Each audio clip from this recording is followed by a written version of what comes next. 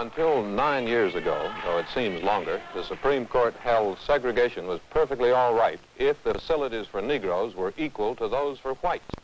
When it reversed that in 1954, there was a cry, this new doctrine refusals to obey it. But a point not dwelt on is this. Those who refused to obey the new doctrine had not obeyed the old one either. Negro facilities then were, but certainly not equal. Of the three branches of government, the court has taken the advanced, popular, radical position on civil rights because Congress could not or would not. Now there are demands to impeach Earl Warren. But in 1896, when the separate but equal doctrine came out, that was radical for its day, but nobody wanted to impeach Chief Justice Melville Fuller. The reason was that once his decision came out, that was the end of it. Nobody really tried to enforce it. The Negroes did not demonstrate, did not hire lawyers. The 1954 decision also was radical, but the change was not only in the law, but also in the Negro. This time he did hire lawyers and demand that it be obeyed. So the agony of these 9 years has not been entirely because a radical court was proclaiming radical law. The agony was because, for the first time in our history, it was being enforced. Little Rock was an unlikely place for a federal-state showdown tied to segregation. There had already been some desegregation in the state, and Governor Orville Faubus was not considered a man devoted to segregation. But circumstances got out of control, and Central High School became the pivot in this federal-state struggle. I remember the night of September 24th, 1957, when the first battle-dressed Army troops arrived on this street. It was a scene incomprehensible to the 50 or so townspeople looking on. One man turned to a companion and said, "You won't get many people to fool around with those guys," which prompted the response, "Yeah, but it's a hell of a way to run a school." It was the disorder of the day before that led President Eisenhower to send in the troops of the 101st Airborne. State and local police were unable that day before to control a mob which reacted in bitter violence on learning that 9 Negroes had entered the school as students.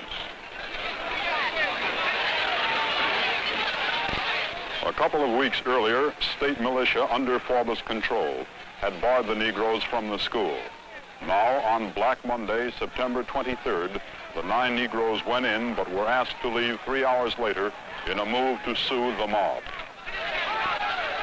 School time, the morning of the 25th, troops of the 101st Airborne. A perimeter was established around the school beyond which we could not go. It was, I remember, quiet. I'm not sure most of us had yet absorbed the historic scope of this moment. At 9:25, with a military escort party, still in a strange quiet, 6 Negro girls, 3 Negro boys entered Central High School, a court order carried out with the federal government using its ultimate power. An hour later, after a few onlookers ignored requests to move on, troops dispersed them. One resistor was struck, another nicked by a bayonet. The next night, Faubus broadcast a condemnation of what he considered a military occupation. We are now an occupied territory. Evidence of the naked force of the federal government is here apparent in these unsheathed bayonets in the backs of schoolgirls.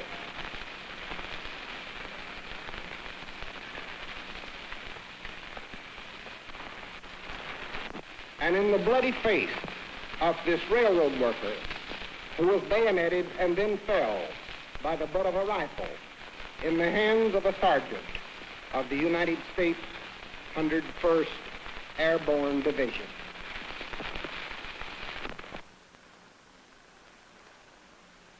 There are now 36 Negroes going to Central High School, altogether 126 going to school in Little Rock on a desegregated basis.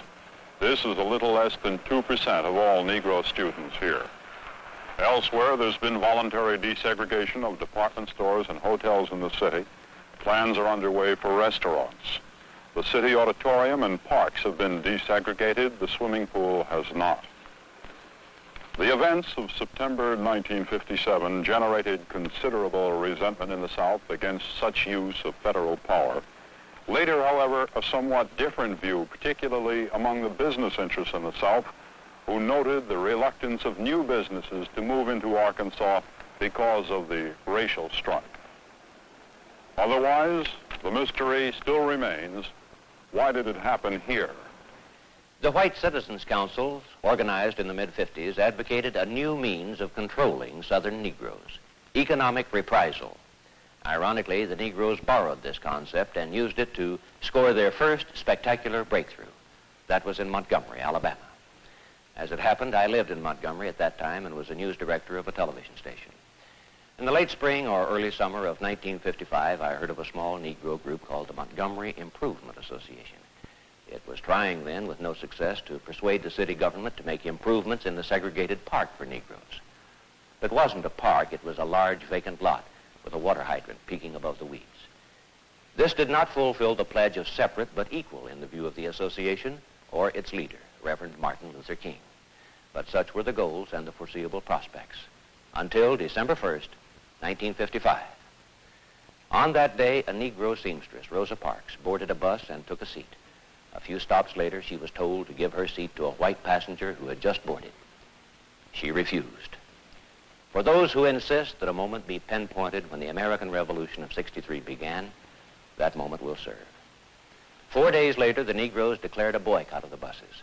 The idea was Edward D. Nixon's, a Pullman porter, who admits he made a guess when he nominated King to lead the boycott.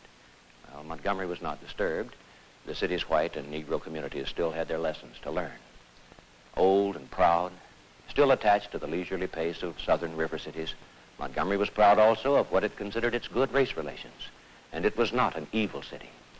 It didn't realize that Negroes demanding better treatment could no longer be treated as teenagers asserting their right to stay out after 9:30.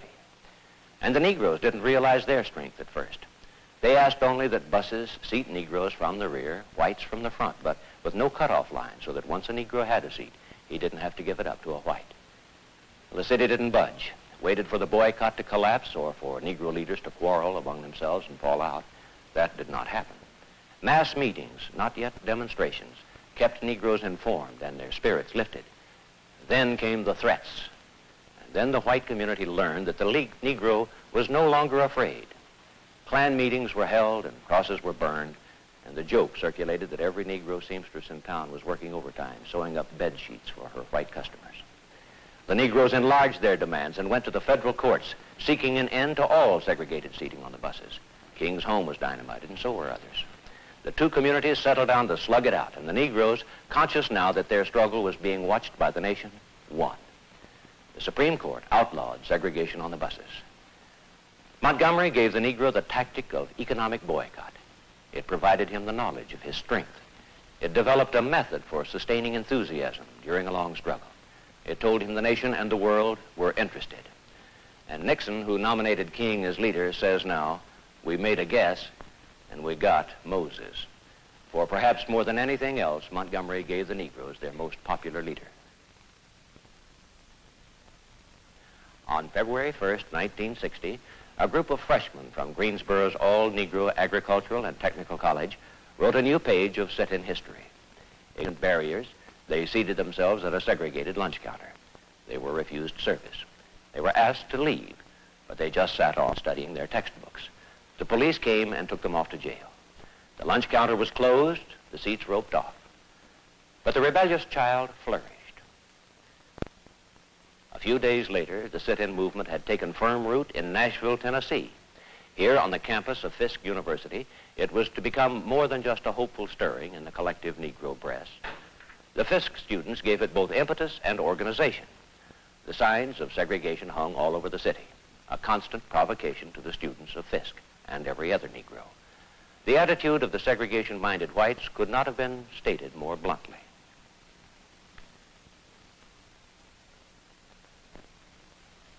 I'm sorry, our management does not allow us to serve niggers in here. When an idea is something I've never heard of, I like to explore and see what it really is. So I went to this workshop, and on this particular night, they were having some role playing. And in some of the scenes, you almost cried because they would have someone playing the part of...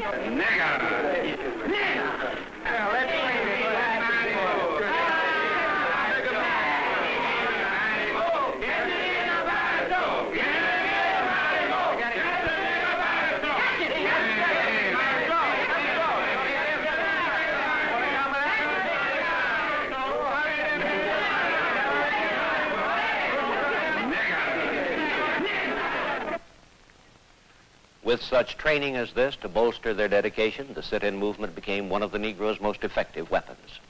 The pattern left its imprint across the entire South. Everywhere the Negroes were on the march. In Jackson, Mississippi this year, a sit-in group, including whites as well as Negroes, stoically faced a moment of grotesque violence.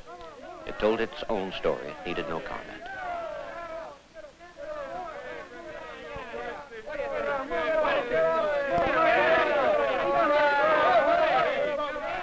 One Negro student, Memphis Norman, was dragged from his stool and brutally beaten.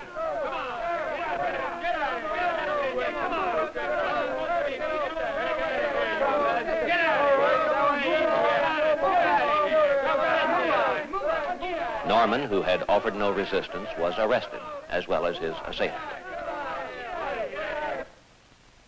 The sitters, white and Negro, spattered with ketchup and mustard, sugar, salt, and pepper, were carted off, unprotesting, to jail. It is permitted, even required of historians, that they find order in the most disordered human affairs. That's one reason why the history of a revolution shows it to march from the clearest of causes to the most inevitable conclusions. But the time is distant yet for saying of this revolution that one goal stood above the others and that its attainment was certain. If it were education, we could point to Clemson, South Carolina, where this year a personable young Negro, Harvey Gantt, caused hardly a ripple when he entered the white school. And contrast that with Clinton, Tennessee, where 7 years ago a fanatic young white, John Casper, prompted riots and destruction before Negro students entered those white schools. But education is not necessarily the primary goal. For some, it's a house in a white neighborhood. For others, a hamburger at a white lunch counter. But there is remarkable unanimity on the philosophy shaping the revolution's methods. It did not originate with a frail and loinclothed Gandhi in India, but with a fiercely independent American recluse in the austere New England town of Concord. And here, in this rambling old house, fashioned to ward off the cold New England winters, was born one Henry David Thoreau. Born in July 1870, in the village of Concord in Massachusetts, a place already touched by history. The years would treat this house kindly, almost as if grateful for giving us this man, and it still survives. Walden Pond was a short walk away, and here, oddly enough, in this remote place, haunted by winds and things that scurry about at night, there was born the idea of passive resistance. Thoreau built a cabin here. You can find the site. It was 1845, but already Concord was too crowded, and he needed a place to think. He came here. And the thoughts he thought and the words he wrote would sound one day in India, in Birmingham, Richmond, Virginia, the campus of the University of Mississippi. His study was stark. So too his words. Unjust laws exist. Shall we be content to obey them, or shall we endeavor to amend them and obey them until we have succeeded, or shall we transgress them at once? We will defy the injunction. I have been arrested in the city of Danville some 5 times. I have been to jail before. I'm willing to go to jail again. We will do everything possible to defy the injunction in the city of Danville. I say to you, we will defy this injunction. Doddsville, Sunflower County, neighboring Leflore County. 65% Negro, yet less than 2% are registered. Birthplace of the Militant Citizens Council and home, too, of Mississippi Senator James Eastland. For more than a year now, young volunteers from the Student Nonviolent Coordinating Committee have traveled the backcountry or moved through city streets. The red section is the Negro section here in Greenwood. we've got it divided up into 6 areas. And so far, we've been concentrating in Area A and B. Area B is Baptist-town.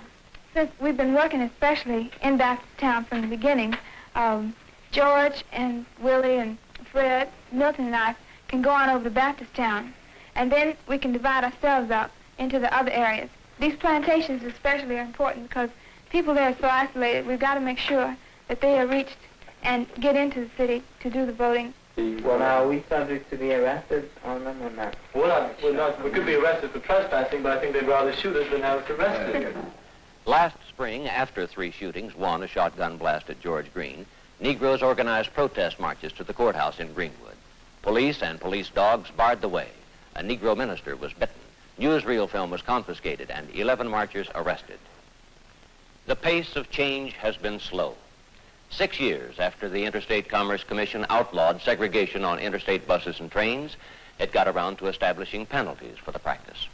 And 9.5 years after the monumental Supreme Court decision declared that separate educational facilities are inherently unequal, most Southern public schools still have only token integration, if any.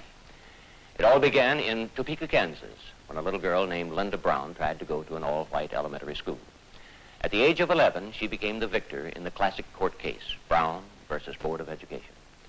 The whole wearying struggle was repeated time after time, and nowhere was the ritual of resistance to admission more clearly displayed than at Tuscaloosa, Alabama. Alabama state troopers were stationed all around this building, Foster Auditorium, the last time I was here on June 11th, 1963. The auditorium was being used to register students for the summer session at the University of Alabama. 2 of them were Negroes. The auditorium was also being used as a national stage for George Wallace, the pugnacious governor of Alabama.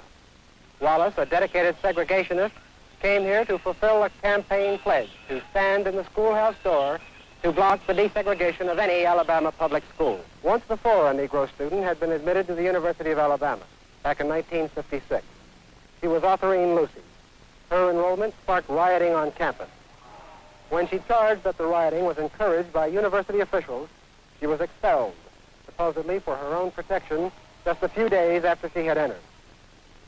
This time, influential forces at the university and throughout the state, looking over their shoulder at Ole Miss, had exerted pressure to make sure the tragedy of Oxford would not be duplicated here.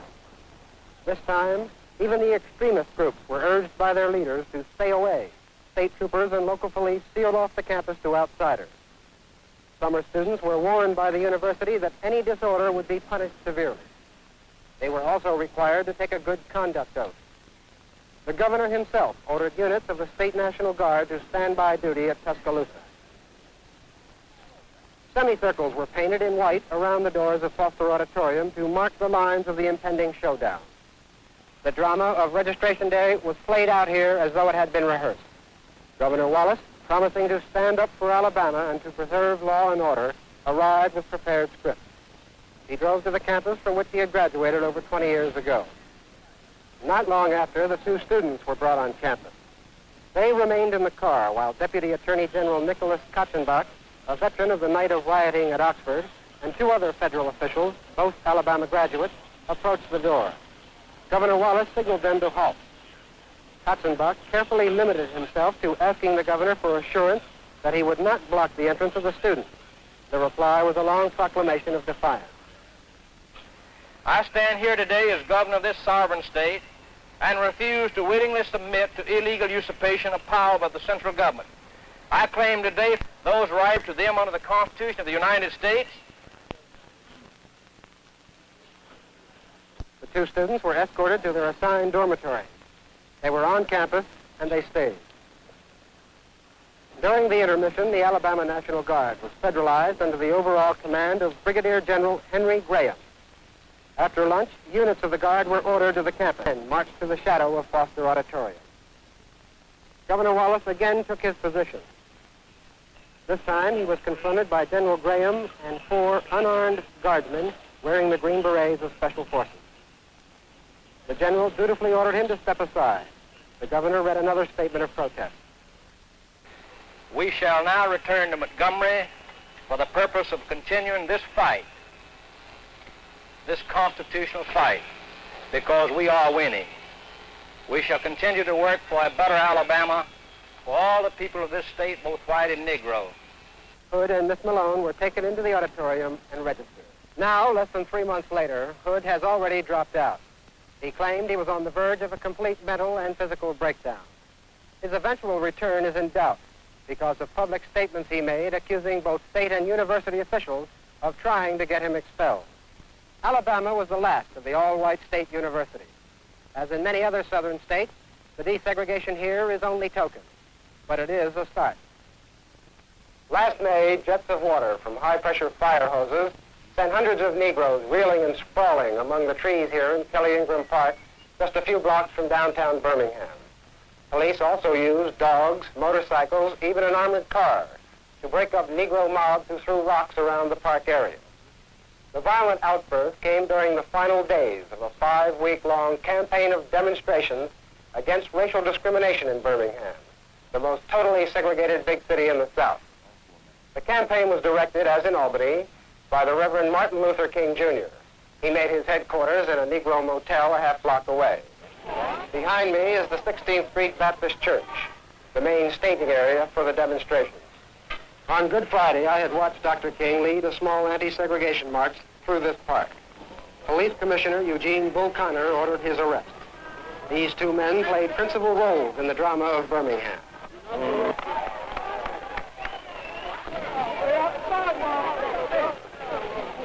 What's the voice know about? Be quiet.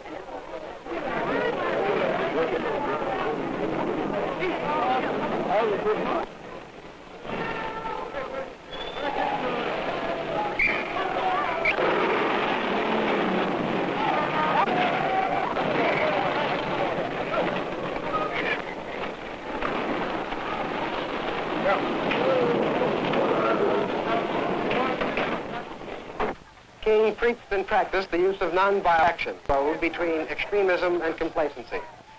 Connor, an unyielding segregationist, symbolized to the Negroes the forces of white supremacy against whom the Birmingham movement was directed, even though he was on his way out of office. The campaign had begun on April 3rd with sit-ins and small-scale marches, which police generally handled with restraint but dwindling patience. Then in May, a new dimension was added, the use of masses of school children. The students cut classes and took to the streets by the hundreds, following Dr. King's tactic of going to jail deliberately to dramatize the Negro protest against segregation. Unlike Albany, the supply of recruits for the so-called nonviolent army was unlimited. Of Birmingham's 350,000 people, about 40% are Negroes. Almost 700 were arrested on May 2nd. The demonstrations attracted huge crowds of adult onlookers, Negroes who were not trained in the principles of nonviolence. In a supercharged atmosphere, sparks of racial antagonism flared into violence. Firemen turned their hoses on the angry crowd. Police dogs were brought in. They had been used once before on Easter Sunday to disperse shouting Negroes.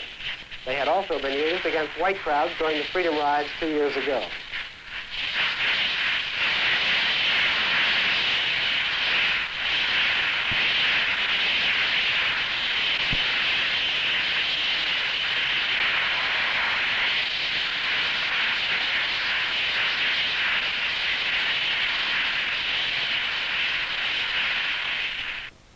Negroes threw rocks and bottles at the police. For the next 5 days, riots and near riots swept through this park.